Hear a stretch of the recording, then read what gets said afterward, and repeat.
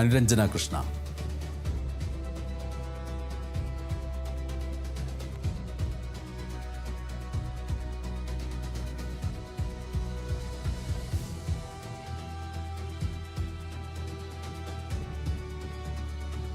ഫ്രാൻസിൽ വിമാനാപകടത്തിൽ 11 പേർ കൊല്ലപ്പെട്ടു. നാൻസിക്ക് സമീപം ടൊംബ്ലെയിനിലുണ്ടായ വിമാനാപകടത്തിലാണ് 11 പേർ കൊല്ലപ്പെട്ടത്. പ്രാദേശിക സമയം രാവിലെ 11 മണിയോടെയാണ് ഈ അപകടം നടന്നത്. സ്കൈ ഡൈവിംഗ് സംഘം സഞ്ചരിച്ചിരുന്ന ചെറുവിമാനമാണ് തകർന്നു വീണത്.